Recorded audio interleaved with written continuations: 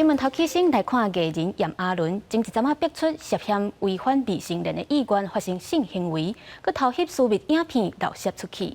今仔日严阿伦已经和律师去到案说明，检察官嘛指挥妇幼队去伊住的所在搜查，那像嘛有查到手机来查证。接落来，严阿伦嘛要去树林地检署复讯。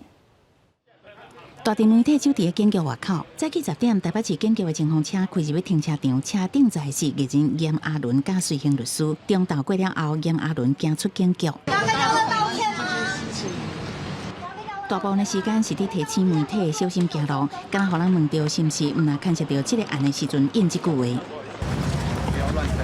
叫外界莫乱摇。严阿伦离开警局了后，配合检警，登去树林主题执行搜查。伊行入去厝内，无回答问题。根据了解，警方甲严阿伦拢伫大个所在，也好亲像有查扣手机啊。警方强调，专案由检察官指挥侦办，真正伫警局制作笔录，是为了解被害人报案的时阵所提起的犯罪事证。